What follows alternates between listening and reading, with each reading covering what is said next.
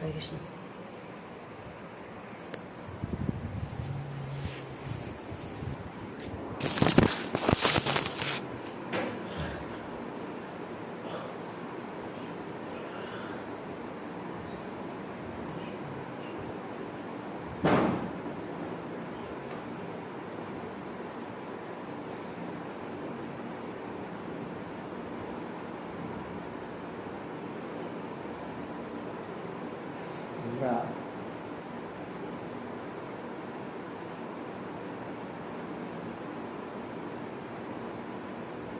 রূপদের ব্যাখ্যা শুনছি।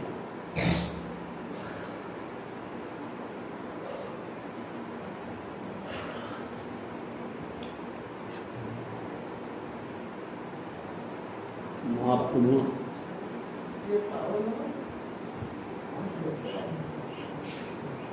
এইদিকে টিনের পরে আম পড়েছে ওদের মহাপ্রভুর কথার প্রেক্ষিতে রূপদের ব্যাখ্যা। কুলীন গ্রামবাসী পূর্ববৎ তৈল নিবেদন, প্রভু আজ্ঞা করা আমার কর্তব্য সাধন, প্রভু কয়ে বৈষ্ণব সেবা নাম সংকীর্তন, দুই কর স্মৃতি হবে শ্রীকৃষ্ণ চরণ। কেহ কয় কে বৈষ্ণব, পিতার লক্ষণ। নিতাই ঘোর প্রেমানন্দে হরি।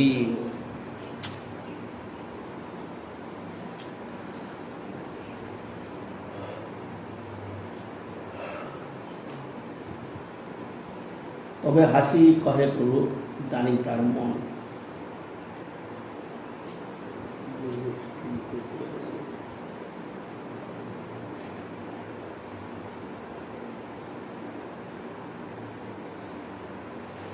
প্রথমবারের প্রশ্নের উত্তর দিয়েছিলেন, যার মুখে শুনি একবার কৃষ্ণ নাম,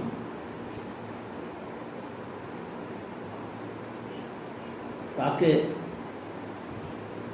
তুমি সেবা করার সম্মান।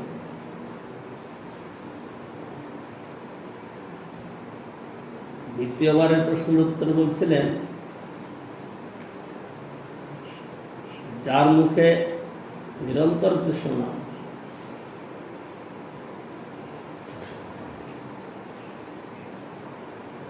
তার সেবা।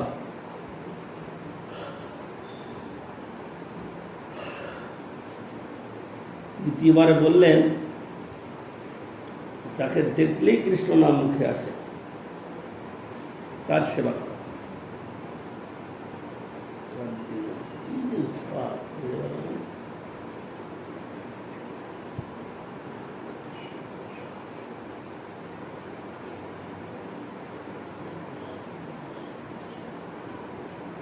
তিনবারের প্রশ্ন উত্তরে তিন রকম কথা বলে।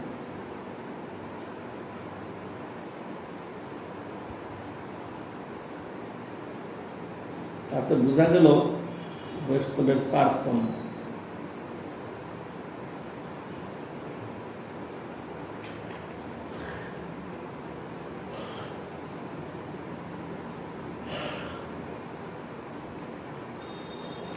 প্রথমবারে বলছিলেন কনিষ্ঠ বৈষ্ণবের কথা,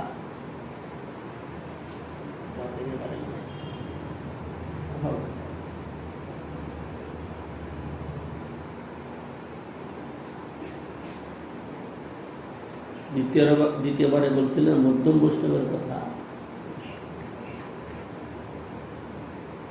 তৃতীয়বারে বললেন উত্তম অধিকারী বৈষ্ণবের কথা। সেই জন্য ভক্তিবিনোদ ঠাকুর বলছেন,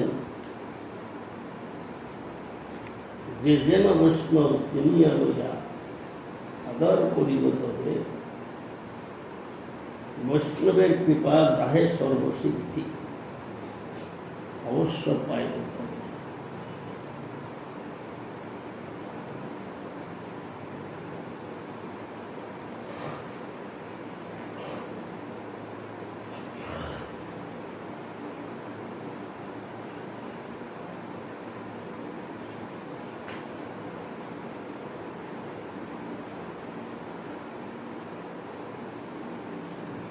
দরকার এই সময় কিছু বুঝতে পারে। শরীরে কোনো রকম ক্লান্তি নাই, কিছু নাই। ভাই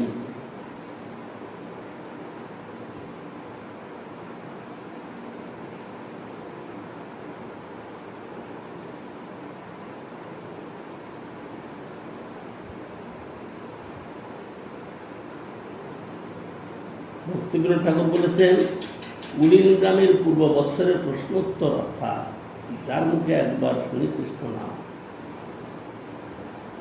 ইত্যাদি জানিয়াও, ইত্যাদি শুনিয়াও কুলিনগ্রামী এবার আবার সেই প্রশ্ন করিলেন। প্রভু কহিলেন, যাহার বদনে নিরন্তর কৃষ্ণ নাম শুনিতে হবে তাহাকে বৈষ্ণব বৈষ্ণব জানিয়া তাহার চরণ নিরন্তর করিতে হবে। ও পরবর্তী বর্ষে কুলিনগ্রামীগণ সেই একই প্রশ্ন করিলে উত্তর করিলেন, যাহাকে দর্শন করিবা মাত্র দর্শকের মুখে কৃষ্ণ নাম সহজে আইসে তাহাকে তুমি বৈষ্ণব প্রধান বলিয়া জানি।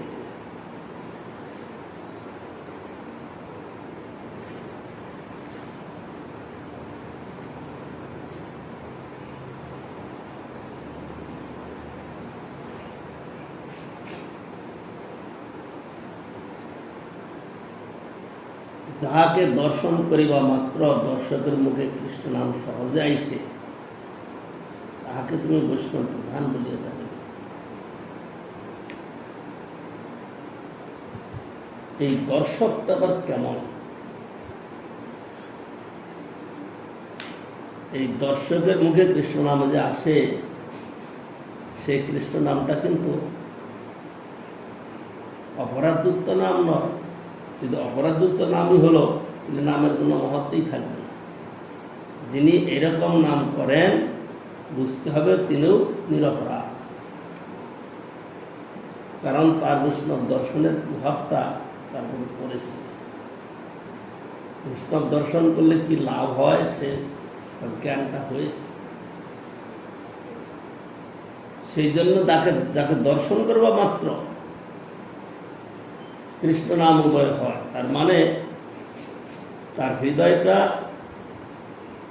পবিত্র হয়েছে, সেখানে বৈষ্ণব অপরাধ ক্ষীণ প্রাপ্ত হয়েছে।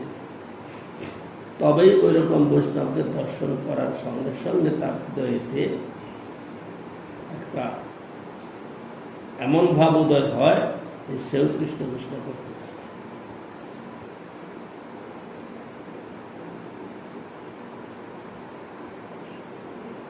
কথাটা বুঝতে পারলে?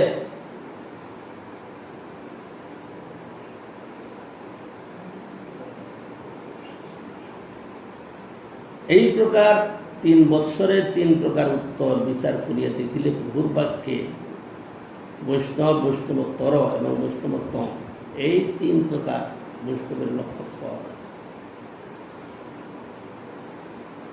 এই 3 প্রকার বৈষ্ণবের সেবাই গৃহস্থ বৈষ্ণবের কর্তব্য। প্রভুর কথার তাৎপর্য এই যে, যাহারা কেবল বৈষ্ণবের দীক্ষা মাত্র গ্রহণ করিয়াছেন অথচ একবারও নিরপরাধে কৃষ্ণ নাম করেন নাই, তাহার প্রতি বৈষ্ণব সেবা প্রযোজ্য নয়। কেবল সুহৃদ অতিথি বলিয়া তাহাকে সম্মান করা আবশ্যক।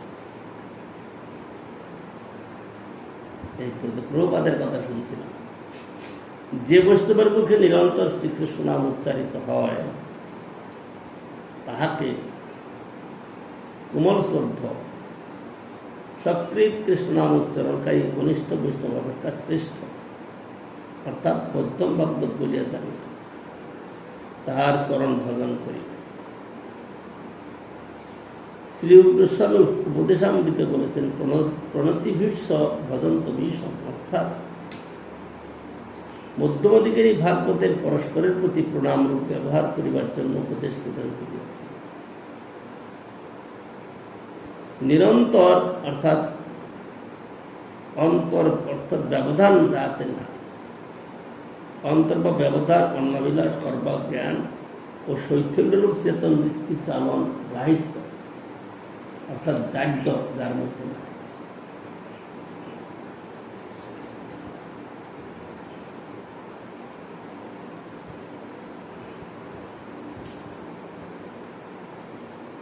নবিলাসিতা শূন্যম জ্ঞান কর্মাদেহ নাগরিকম আনুকূল্যেন কৃষ্ণ অনুশীলনম ভক্তি অথবা অন্তর শব্দে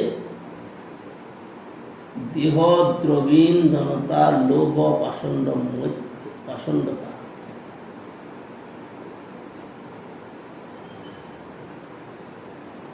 দেহ ইন্দ্রিয় তৃপ্তি দ্রবীণ অশুক্ল অর্থ সংগ্রহ চেষ্টা জনতা অসৎসঙ্গ বা দুঃসঙ্গ লোভ জীবনাম করতে বা লোল্য এবং পাষণ্ডতা বিষ্ণু বিগ্রহে শিলাবুদ্ধি কাষ্ঠ স্বর্ণ পিতল প্রভৃতি ধাতু বুদ্ধি গুরুতে মর্তবুদ্ধি বৈষ্ণবে জাতি বুদ্ধি বা পার্থিব বুদ্ধি বিষ্ণু বৈষ্ণবের পাদদকে সামান্য জল বুদ্ধি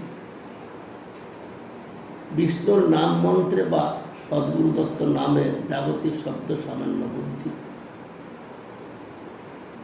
সর্বেশ্বরেশ্বর বিষ্ণুতে বা বিষ্ণু পরতত্ত্ব স্বয়ংরূপ শ্রীকৃষ্ণে এবং তাহাদের শক্তি বর্গতে অপর ত্রিগুণাশ্রিত দেবতাবৃন্দের সহিত সমবুদ্ধি ফলত অনাত্মা বা অসিতের আশ্রয়ে অথবা অসিত হইতে আত্মা বা চেতনের উপলব্ধি চেষ্টা কিংবা অপ্রাকৃত বাস্তব বস্তুকে প্রাকৃত খণ্ড ইন্দ্রিয় পরিমেয় বস্তু সর্বপর্যায়ে জ্ঞান যাকে বলে অন্য মায়াবাদীরা চিৎজড়য় সমন্বয় করে চিত এবং জড়িতে তারা সমন্বয় করে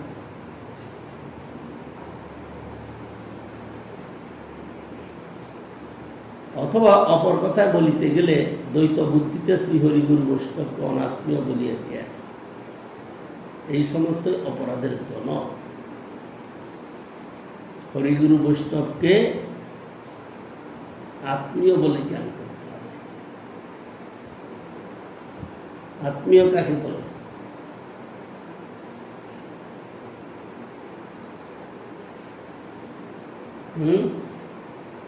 আত্মীয় কাকে বলে?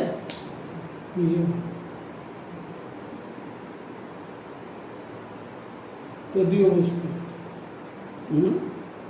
তদীয় বস্তু অন্তরের সঙ্গে যার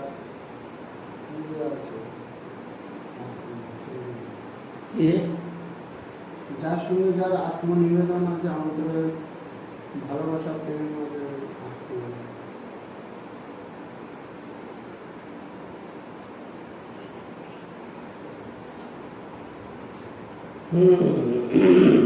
হরিগুরু বৈষ্ণবকে নিজের বলে আপন বলে আর এটার বিপরীত হল অনাত্মীয়তা। হরিগুরু বৈষ্ণবকে নিজের বলে জ্ঞান আপন বলে জ্ঞান এইটা হলো আত্মীয়তা আর এইটার বিপরীত হলো অনাত্মীয়তা। এই জ্ঞান থাকলে পরে তার দ্বারা অপরাধের সৃষ্টি হবে।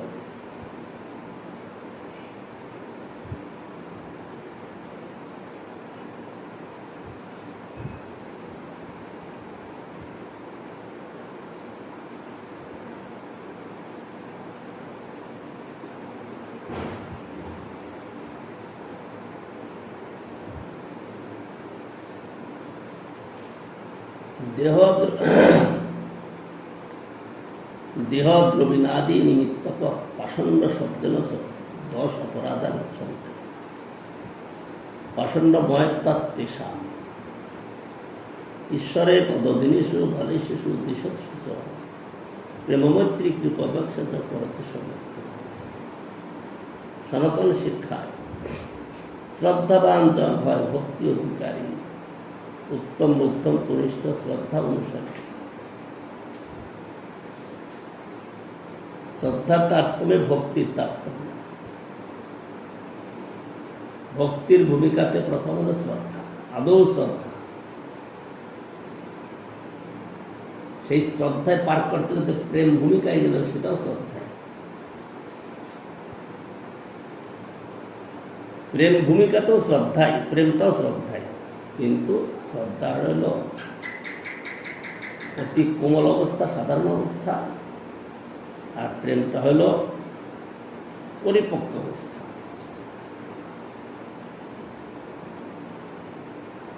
শাস্ত্রযুক্তি নাহি জানে প্রিয় শ্রদ্ধাবান, মধ্যম অধিকারী সেই মহাভাগ্যবান। রতিপ্রেম তারতম্যে ভক্তি তরত, মধ্যম ভাগবতের শ্রীনামে প্রীতি বর্ধিত হওয়ায় শ্রীনামকে পরম প্রীতির সহিত অনুক্ষণ কীর্তন যজ্ঞে আরাধনা করিয়া ভগবানের প্রেম স্থাপন করে। অপ্রাকৃত নামে অনুক্ষণ প্রীতি বিশিষ্ট হইয়া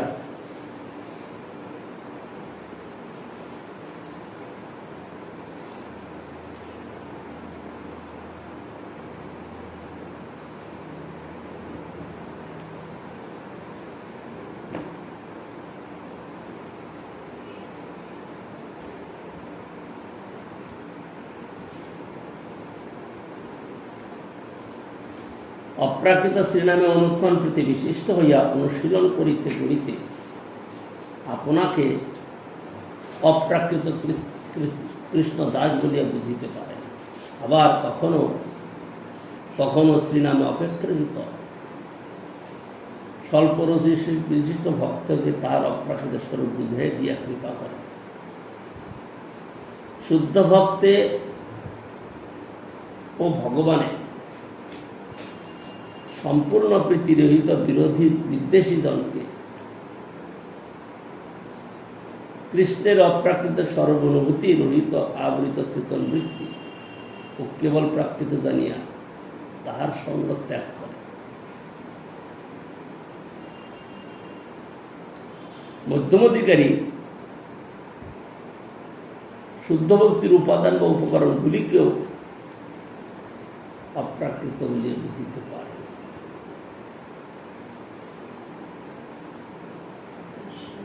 শুদ্ধ ভক্তির উপাদান, উপাদান বলতে কি বোঝায়?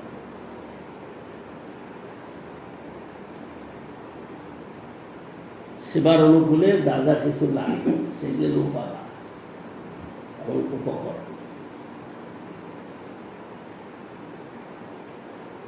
এগুলো অপ্রাকৃত। কে বুঝতে পারেন?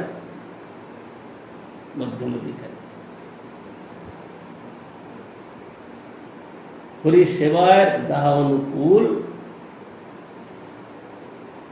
বিষয় বলিয়া ত্যাগে হয় ভুল। প্রভুপাদ বলেছে।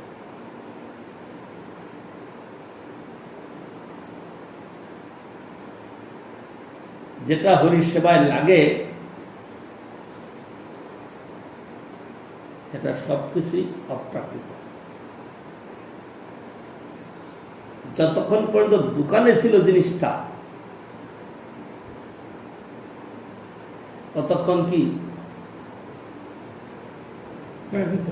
ততক্ষণ প্রাকৃত।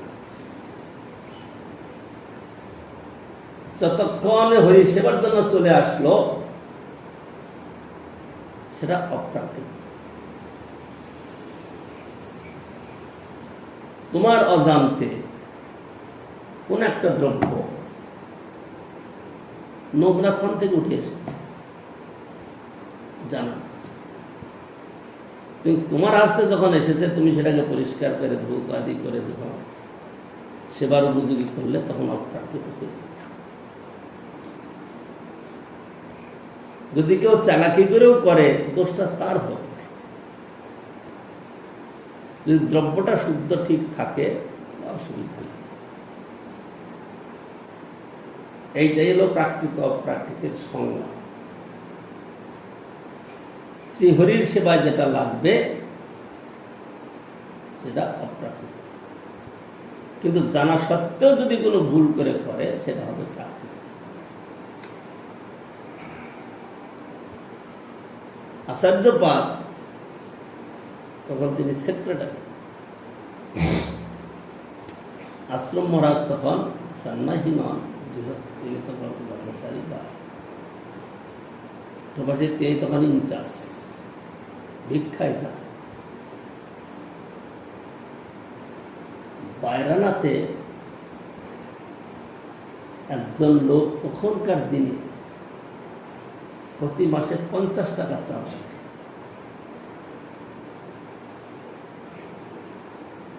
প্রতি মাসে 50 টাকা চাঁদা দেয়। তো আচার্যপাদ জানিয়েছেন কথাটা। আচার্যপাদ বললেন 50 টাকা চাঁদা দেয়। তখনকার দিনে 50 টাকা মানে বিশাল ব্যাপার। তো 4 আনা চাঁদাও ছিল, কিন্তু আমিও দেখেছি 4 আনা 8 আনা তো অনেক ছিল। বোম্বে বাড়িটা তো 25 টাকা ভাড়া আমি হাতে দিয়েছি। হ্যাঁ 25 টাকা ভাড়া, হ্যাঁ ওই যেটা বাড়ি বিক্রি হলো বান্ধবে 25 টাকা। আমি তো বড় উদাহরণকে আমি হাসি, 25 টাকা দিয়ে কোথায় যাও? বলে তুমি যাও, 25 টাকা দিয়ে। তো ওটা ভাড়া ওরকম ভাবে নির্দিষ্ট ছিল, তার জন্য 25 টাকা। ভাড়া 25 টাকা নয় তো পারে। হ্যাঁ, ভাড়া তখন অনেক হতে পারে, কিন্তু পূর্বকালে নির্দিষ্ট থাকার জন্য ভাড়া বাড়াতে পারে না। এইটাই নিয়ম। আমার রসিদও আছে তার সঙ্গে। রসিদ এসেছে 25 টাকা ভাড়া আজও আছে। কলকাতায়, বোম্বেতে কত বাড়ি দখল করে রেখেছে। কলকাতা মনে করে ওই কি দখল করে রেখেছে, ভাড়াই দেবে না। আবার আবার কি ভাড়া দেবে? এই যে আমাদের যে মন্দির বানিয়ে দিয়েছেন কি প্রভু জগৎ, কি নাম? জগবন্ধু প্রভু, বাগবাজারে তার বাড়ি। ওই এখন যে গিরিশমঞ্চ বানিয়েছে তার পেছনটাতেই বাড়ি, অনেক বড় বাড়ি, অনেক রুম, কিন্তু বাড়ি বেদখল। যারা ভোগ করেছে তারাই ভোগ করেছে। ব্যাস।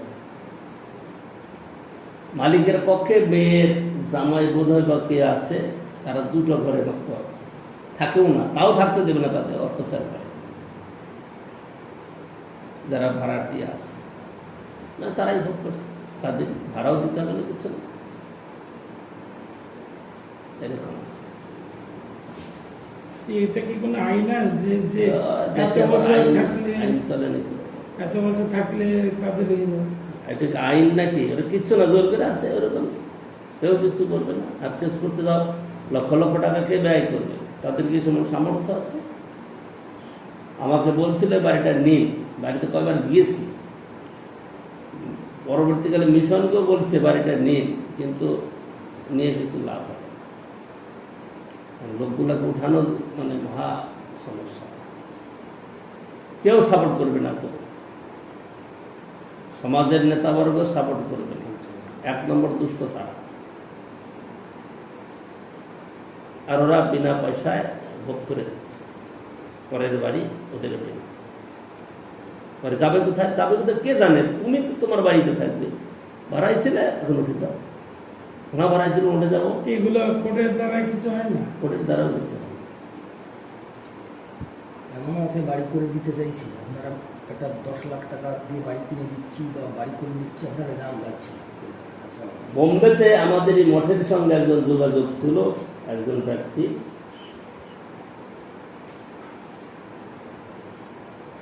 তিনি একটা বাড়ি বানিয়েছিলেন, তার একটা বন্ধু মুসলমান উকিল বন্ধু লোক, তাকে বাড়িটা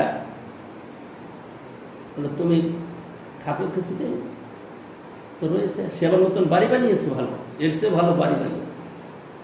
সে বাড়ি বানিয়ে ভাড়া দিয়েছে, কিন্তু এই বাড়িতে রয়েছে বিনা পয়সা, এমনি রয়েছে। পরে সেই বাড়ির থেকে তাকে উঠাতে গিয়ে যা বাড়ি বানাতে খরচ হয়েছে, প্রায় তত টাকা খরচ করতে হয়েছে। বন্ধু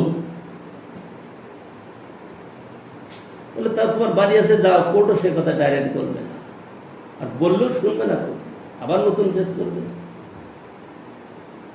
কারণ ওখানে বাড়ি বানাইতে তো মাসে 5 লাখ 10 লাখ টাকা ভাড়া আছে। কোর্টের পেছনে 1 লাখ টাকা মাসে যাবে না, বা 2 লাখ টাকাই যাবে মাসে। এই ভারতের আইন। সব ক্ষেত্রগুলো এরকম বিচার ঠিক বিচার হয় না। ওই গিরিধারীর এরকম হয়েছিল। এরকম করে দেশটাকে একেবারে, কিন্তু গুজরাটের একটা বুড়ো সারেন্ডার 52 বছর পরে সে কেসের ফয়সালা পেয়েছে। 52 বছর পর্যন্ত বাড়ি দখল করে রেখেছিল, ভাড়া যত যত বেড়েছে সবকিছু মিলিয়ে 52 বছরে তাই যে হ্যারাসমেন্ট ভোগ করেছে সব মিলিয়ে সুপ্রিম কোর্টের অর্ডার হয়েছে তাকে দিতে হবে। সে দিয়েছে 3-4 বছর আগে। বাড়িওয়ালা পেয়ে গেছে। এরকমই কিন্তু অত কোর্ট কে যাবে? সে লোকটা বৃহত্তার সঙ্গে লড়েছে, চিন্তা করা 20-25 বছর লড়েছে, তার জীবনই তো শেষ। কি কথা নিয়ে অন্য কথা বলা হলো, বাজে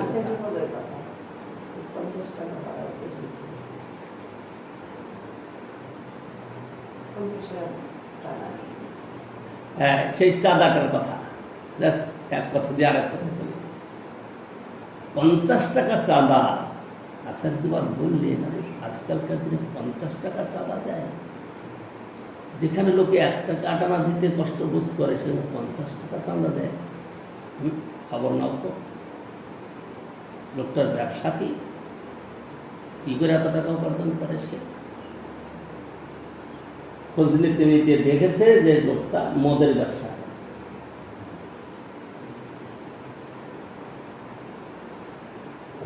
বলে দিলেন ওর কাছ থেকে টাকা আনবেন। এতদিন যায়নি, সে এনেছ আর ওর থেকে টাকা।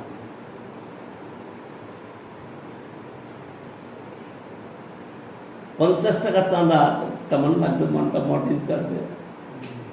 হ্যাঁ, তার একটা পার্ট মোট চালানো, কিন্তু 50 টাকা চাঁদা বন্ধ হয়ে গেছে। যতদিন পর্যন্ত এনেছে তো ভুলে এনেছে, সেটা চলেছে, কিন্তু এখন আর চলবে, এখন হবে প্রাকৃত। এইটা হলো বৈষ্ণবদের প্রাকৃত অপ্রাকৃত সিদ্ধান্ত। আপনি একটু আগে বললেন যে বাজার থেকে দ্রব্য যেটা আনা হলো সেটা প্রাকৃতিক, কিন্তু যখন বৈষ্ণবের সেবার উদ্দেশ্যে বৈষ্ণব নিয়ে তৎক্ষণাৎ সেটা অপ্রাকৃত, সেখানে প্রাকৃতিক শব্দ থাকে। মদের দোকান থেকে পয়সা নেওয়া হলো, সেটা তো ভগবত সেবার উদ্দেশ্যে আসছে, তাহলে সেটা কি অপ্রাকৃত হবে না? এই জায়গায় তাহলে বিচারটা আরেক রকম না, বিচারটা আরেক রকম। তুমি বাজার থেকে সবজি আনছো, সবজির মধ্যে এই দোষটা থাকতে পারে না। মদের দোকান থেকে মদ কিনে আনছো না তো, মদের দোকান থেকে মদ বিক্রি করে যে অর্থ উপার্জন করে তার থেকে অগ্রভাগ দিচ্ছে, একটা অংশ দিচ্ছে, সেটা দোষের। ভগবত সেবার জন্য দিচ্ছি, ভগবত সেবার জন্য দিলেও হয় না, হয় কি করে? এখানে একটা কথা আমরা শুনছিলাম না, অশুক্ল অর্থ সংগ্রহ চেষ্টা। মদ ব্যবসা করাটা শুক্ল ব্যবস্থা, শুক্ল উপার্জন না। এটা পরীক্ষিত মহারাজের সঙ্গে কলির সঙ্গে কথা হয়েছে। কলিকে 4টা স্থান দিলেন। দ্রব্যের একটা গুণ আছে, দুতং পানং স্ত্রীয় সোনা, এই 4টা স্থান কলিকে দিলেন। অর্থাৎ পানং মানে পান, পানীয় দ্রব্য, নেশাজাতীয় যত দ্রব্য আছে সেটা এরকম অশুক্ল। এখানে আরেকটা ঘটনা আছে, কুচবিহারে যাও, সেখানে তামাক উৎপাদনটাই প্রধান। আমাদের রাজ্যে তাদের তামাক উৎপাদনটাই প্রধান। আমি তাদেরকে বললাম,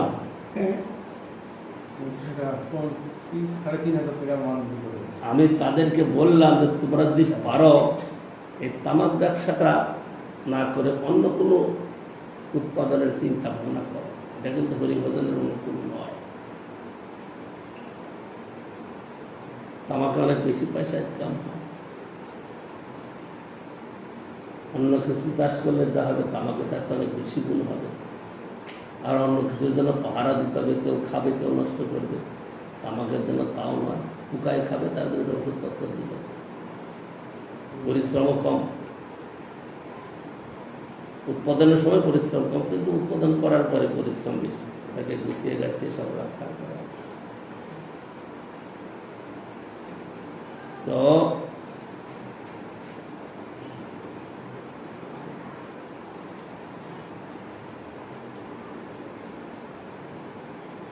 এই হলো পরিস্থিতি।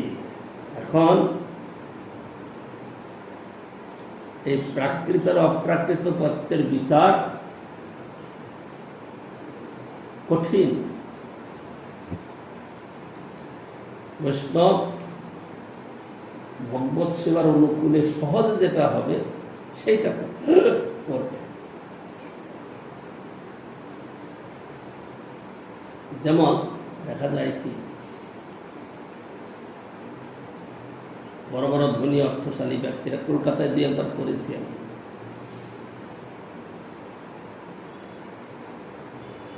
$10 লাখ 20 লাখ টাকা,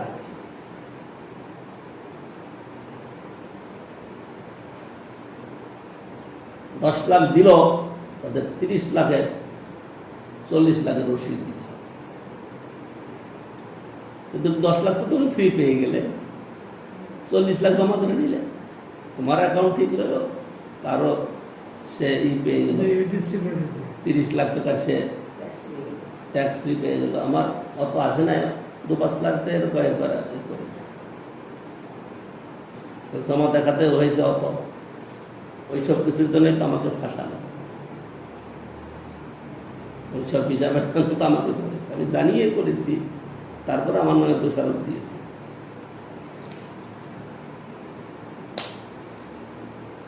দু চারটা আমার হাতেও হয়েছে, 2-5 লাখ টাকা করে তারা দিয়েছে, তাদের একটু বেশি রসিদ দিতে হবে। বেশি রসিদ দেওয়া মানে জমাও বেশি দেখানো। জমা যখন বেশি দেখি যে টাকাটা কোথায় গেল, ওটাতে হিসাবে রয়েছে, টাকাই তো।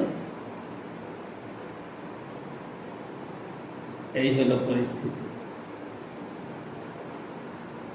এগুলো সব অশুক্ল। এই রসিদগুলো এখনো তো আমাদের মেশিনে ব্যবহার হয়, মেশিনে ব্যবহার হয় তো। এই রসিদগুলো এটিসি রসিদ, ওই কেপি প্রভু এই রসিদগুলো প্রতি বছর রাইটের বিল্ডিং দিয়ে বের করে নিয়ে আসতো। যারা আমাদের টাকা দেবে, ডোনেশন করবে, তাদের ইনকাম ট্যাক্স ফ্রি, সে তো আলাদা, কিন্তু সেখানে ওই বেশি দেওয়া, সেটা হলো দিক দিয়ে হবে বেশি। এটা তো হলদি আমাদের, আমি আর বর্মালিপুর কালেকশনের প্রবন্ধ রয়েছে, সেটা একটা বড় পেপার আছে, মোহনবাবু তো তাই করে। হলদি আমাদের, আমি আর বর্মালিপুর। হ্যাঁ, মধ্যমাধিকারী শুদ্ধ ভক্তির উপাদান বা উপকরণগুলিকেও অপ্রাকৃত বলিয়া বুঝিতে পারেন। যে বৈষ্ণবকে দেখিলে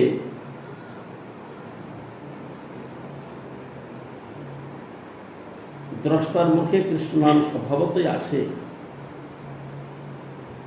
তাহাকে সর্বসিদ্ধ মহাভাগবত বলিয়া জানে। এখানে দ্রষ্টাটা কে?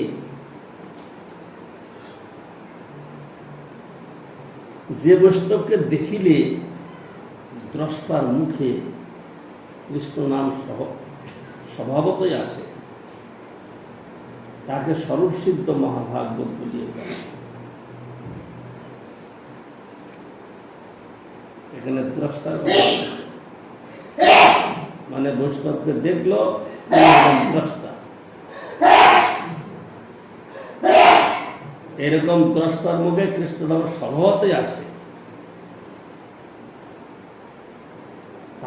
তাকে মানে যাকে দেখলে তাকে মহাভাগবত বলিয়া জানে। তাহলে দ্রষ্টা মানে যিনি বৈষ্ণব দর্শন করছে। রাস্তায় একজন বৈষ্ণব হেঁটে যাচ্ছেন, তাকে দেখলে, তাকে রাস্তার লোকেরা দেখছে, তাকে দর্শন করছে, তাকে দেখছে মাত্র। কিন্তু যখন দর্শন কথাটা আসবে, এটা হলো প্রীতিপূর্ব। সেই দ্রষ্টা যিনি প্রীতিপূর্বক দর্শন করবে, সেই দ্রষ্টার মুখে তখন কৃষ্ণ নাম উদয় হয়। কৃষ্ণ নাম উদয় মানে শুধু মুখে কৃষ্ণ নাম নয়, তার হৃদয়, তার ভাবভঙ্গি কৃষ্ণেতে পরিপূর্ণ হবে, শ্রদ্ধায় অবনত হবে। এইটা হলো কৃষ্ণ নাম। নিরন্তর কৃষ্ণ নাম কথাটা তাই না, নিরন্তর মানে কৃষ্ণ বাবা ব্যস্ত। একদিন বলছিলাম না যে আমি ঋষিকেশ মহারাজকে বললাম যে আমাকে যদি কলকাতায় থাকতে দেন তাহলে 16 থেকে 18 ঘন্টা এখানে সেবা করবো। বললেন না, 24 ঘন্টা করতে হবে। বলে 24 ঘন্টা তো পারবো না, 24 ঘন্টাই করতে হবে, তবে কলকাতায় থাকতে পারবো। তার মানে কি? মানে 24 ঘন্টায় অন্য চিন্তা না করে তোমাকে এর সঙ্গে যুক্ত থাকতে হবে।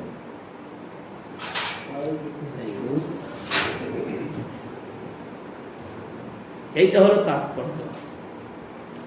তিনি বলেন 24 ঘন্টায় তোমাকে সেবা করতে হবে, মানে ঘুমাটাও যে বৈষ্ণবের সেবা, প্রসাদ পাওয়াটাও সেবা, হরিনাম করাটাও সেবা, ফুল তোলাটাও সেবা, চিন্তন করাটাও সেবা, সেবার চিন্তন করাটাও সেবা। তো সুতরাং 24 ঘন্টায় তোমাকে করতে হবে, তবে তুমি থাকতে পারবে। বলেন না এত সময় করতে, তখন তার কথার অর্থ বুঝি নাই, এখন বুঝি যে না, 24 ঘন্টাই সেবা করতে হবে, তবে গিয়েই তুমি। সেই জন্য বলছে যে বৈষ্ণবকে দেখিলে দ্রষ্টার মুখে কৃষ্ণ নাম স্বভাবতই আসে, সেই বৈষ্ণবকে তুমি মহাভাগ্য বলবে। যখন দর্শন করবে মানে শ্রদ্ধাপূর্বক আদরপূর্বক দর্শন করবে, তখন তাকে দর্শন করার সঙ্গে সঙ্গে হৃদয়ের সমস্ত ভাবগুলা, মন বুদ্ধি অহংকার আদি সবেতেই কৃষ্ণ স্ফূর্তি লাভ করবে। বল মুখে মুখে বলবে, বলেই তো বললাম, রাস্তায় দেখা গেলে কৃষ্ণ কৃষ্ণ বলতে থাকে, যাকে দেখে তাকে তো হরে কৃষ্ণ বলতে থাকে। তাহলে কি বুঝতে হবে যে সে মহাভাগবত উত্তম? তা না, তার তখন কায় মন বাক্য সবই কৃষ্ণেতে আবিষ্ট হয়ে যাবে, কৃষ্ণ সেবায় উদ্বুদ্ধ হবে। সেই দ্রষ্টা হল প্রকৃত দর্শক।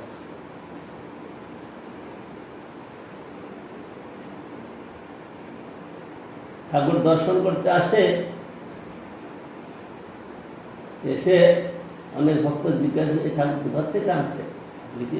শুনছিলাম আপনি কি মুখেই বানিয়েছেন না, এইটা কি ঠিক দর্শন হলো?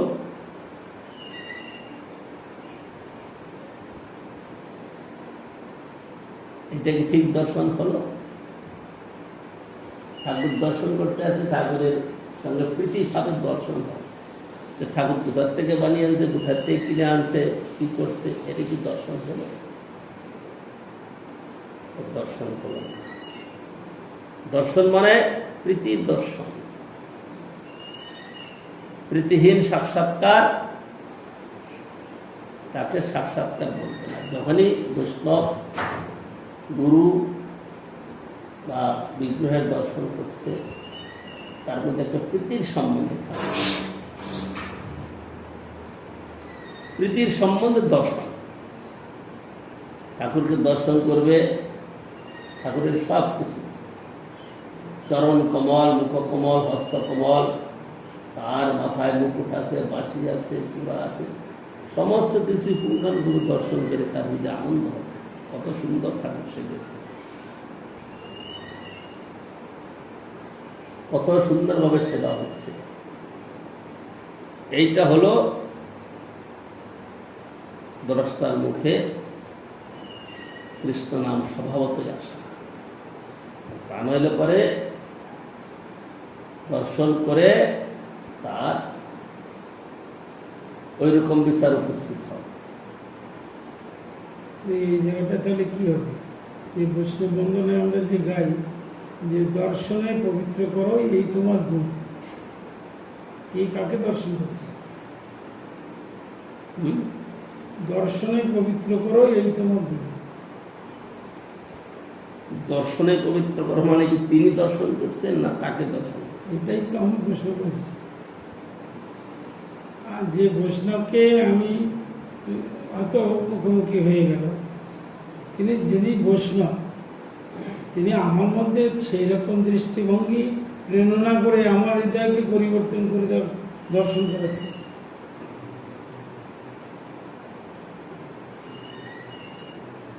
আমি তো প্রাকৃত একটা ভূমিকা দাঁড়িয়ে আছি, ওনার তো অবিদ্যা থাকতে পারে।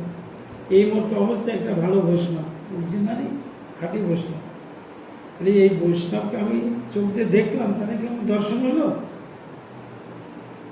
আমার তো কোনো তত্ত্বজ্ঞান নেই যে তাকে কিভাবে দর্শন করতে, অথচ এইরকম বৈষ্ণবকে দেখা মুহূর্তে আমার হৃদয়ের পরিবর্তন হয়। সেই কথাটা এখানে বলে, যে বৈষ্ণবকে দেখিলে দ্রষ্টার মুখে কৃষ্ণ নাম স্বভাবতই আসে। দ্রষ্টা মানে রাস্তা দিয়ে অনেক লোকে দেখে গেল যাচ্ছে, এটি কি দর্শন হবে? প্রীতিহীন সাক্ষাৎকার সাক্ষাৎকারী না। যখনই দর্শন করবে তার সঙ্গে হৃদয়ের একটা বিনিময় হবে, একটা আলাপ আলোচনা হবে, একটা কুশল জিজ্ঞাসা হবে, তবে সেটাকে দর্শন বলা হয়। সেখানে পরস্পর প্রণাম আদি আন্তরিক ব্যবহার করে, সেইটাকে বলা যাবে দর্শন। ওদিক দিয়ে রাস্তায় যাচ্ছে, তুমি যাচ্ছে, এরকম হাত নাড়িয়ে দিই। আজকালকার দিনে তো এইরকমই হয়, সময় কোথায় হাত নাড়িয়ে দিই, দুই পক্ষে হাত নাড়িয়ে দিই।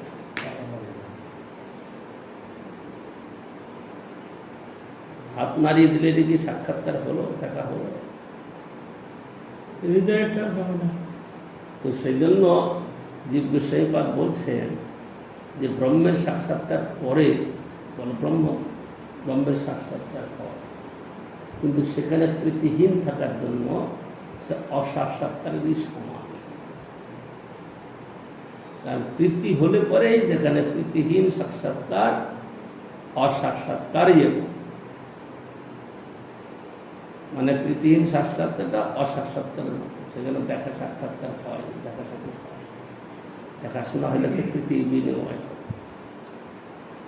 তখন সাধারণ লোক যদি হয়, একজন বৈষ্ণবকে দেখে যে তার কুশল জিজ্ঞাসা করেন, তার সঙ্গে কোথা থেকে আসছেন, কোথায় যাচ্ছেন, আপনার কোনো কিছু প্রয়োজন আছে, আমরা যদি সেবা করতে পারি, এইটা হলো বৈষ্ণব দর্শন। রাস্তা দিয়ে যাচ্ছে বলে এই লোকটা ভিক্ষা করে খাবে, এই জন্যই এদের বাড়াবাড়ি, এটি কি বৈষ্ণব দর্শন করে?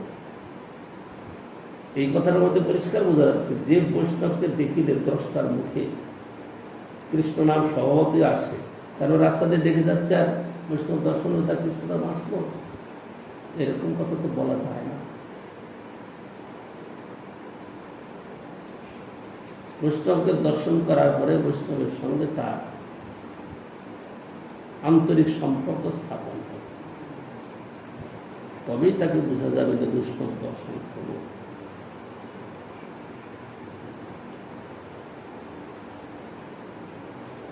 তিনি সম্পূর্ণ উদ্বুদ্ধ, উদ্দীপিত বা অনাবৃত চেতন বিশিষ্ট, চেতন বৃত্তি বিশিষ্ট বা কৃষ্ণের অবিমিশ্র শুদ্ধ প্রেম সেবা নিরত হওয়ায় সর্বদা জাগ্রত অবস্থায় অবস্থান করে। তিনি ভগবত জ্ঞান বিজ্ঞান সমন্বিত হওয়ায় সর্বত্র কৃষ্ণ বা কাষ্ঠ দর্শন করেন। তাহার শ্রীমুখেই শুদ্ধ শ্রীকৃষ্ণ নাম সুষ্ঠুভাবে লক্ষণকীর্তিত হয়ে থাকে। তিনি স্বয়ং দিব্য নেত্র বিশিষ্ট বলিয়া কৃষ্ণের বিস্তৃতি বা কৃষ্ণ বৈমুখর মোহ নিদ্রা নিদ্রিত অপর জীবের নিমিলিত কাঞ্চক উন্নীত করিয়া, অর্থাৎ জাড্য হইতে মুক্ত করিয়া দিব্য নেত্র প্রদান করব, চেতন বৃত্তি বিশিষ্ট করাইয়া সর্বদা কৃষ্ণ কাষ্ণের সেবায় নিয়োজিত করিতে সমর্থ। আমরা এই পর্যন্ত আজকে শুনলাম। বৈষ্ণব দর্শনটা খুব গভীর। বৈষ্ণব দর্শনটা গভীর।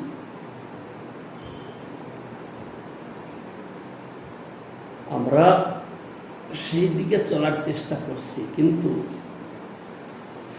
আমাদেরও অল্প ভাগ্য, আমরা সেটাকে সহজে গ্রহণ করতে পারছি। যাদের ভাগ্য ভালো আছে তারা ছোট বয়স থেকে অল্পকাল থেকে তারা সেটাকে ভালোভাবে গ্রহণ করতে পারে। পরিবেশই বেশি সমস্যা, কিন্তু আমাদের ভাগ্যে এত অল্প যে আমরা সেটাকে সহজে গ্রহণ করতে পারছি না। সঙ্গে কিন্তু ব্যাপার আছে সমাজে। হ্যাঁ, সঙ্গের ব্যাপার আছে, সঙ্গের ব্যাপার তো আছে, সঙ্গটাও সেইটা আগে এখন পূর্ব সংস্কার বসে সঙ্গটা হয়। এই যে এখানে কতদিন আসো, মাঝখানে বা মাস ধরে তাই বলো, তো যেরকম কথা শুনছ এরকম কথা কি মঠ মন্দির আলোচনা হয়? আমার মনে হয় কম হয়। হরিকথা হয়, পাঠ হচ্ছে, সব হচ্ছে, এরকম কথা আলোচনা করবে না, করে না। এরকম আলোচনার দ্বারা আমরা বিশেষভাবে জানতে পারি, কিন্তু এরকম আলোচনার অভাব খুব কম হয়। এরকম আলোচনা করতেন একমাত্র আশ্রম মহারাজ, ঋষিকেশ মহারাজ। আচার্যবাদ তো শাস্ত্র ধরে ধরে ব্যাখ্যা করতেন, কিন্তু এরকম আলোচনার মধ্যে আমি এই দুজনকেই দেখি, আর কেউ না। যত বড় বড় বৈষ্ণব হরি কথা বলেছেন কেউ না,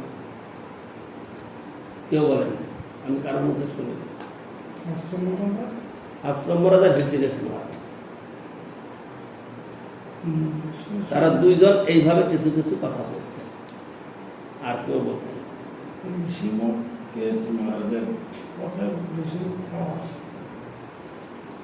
এই হইল পরিস্থিতি। তার কথা কেউ বলে দেখুন, মাথা উঁচু করার ক্ষমতা এখন, এবং এত সন্তুষ্ট চিত্তে এই সুন্দরভাবে মেনে নিতে।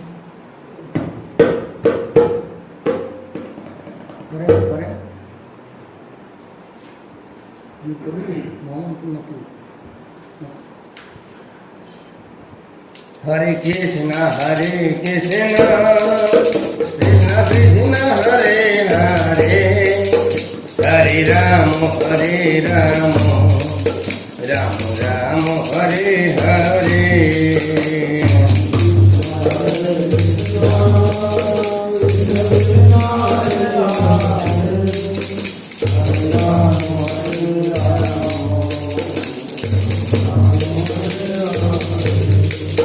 हरे कृष्ण कृष्ण कृष्ण हरे हरे, हरे राम राम राम हरे हरे।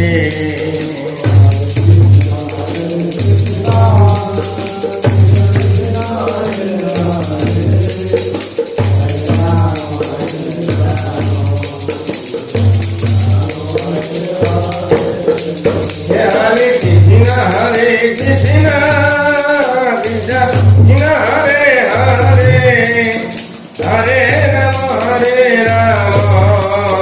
राम राम हरे हरे।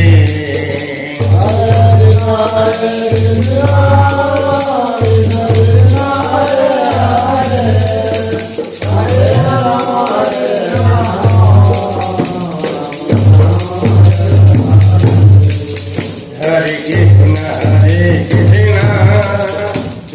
कृष्ण हरे हरे, हरे राम राम हरे हरे। हरे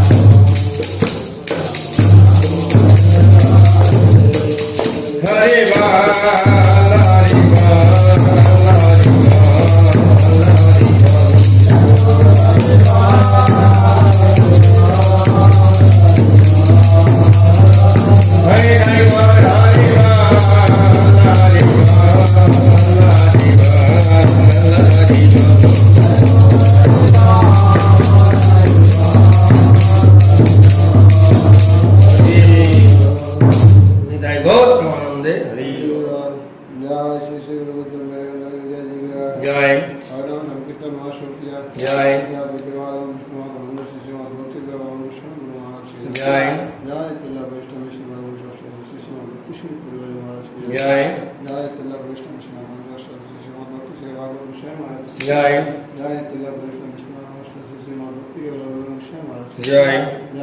जय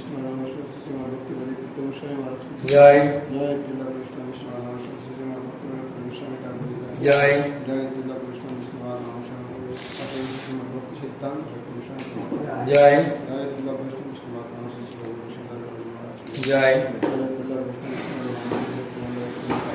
জয় জয় তিলা কৃষ্ণ বিষ্ণু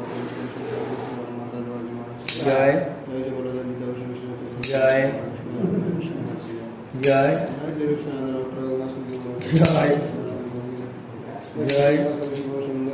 জয় জয় জয় জয়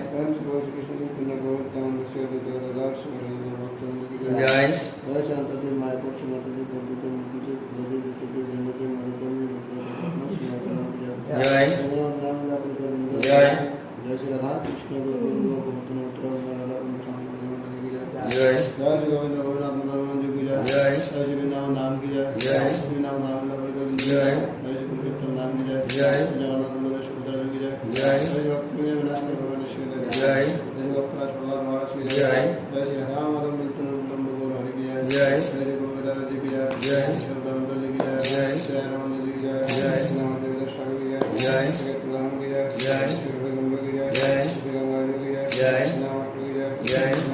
জয় জয় জয় জয় হরি বল।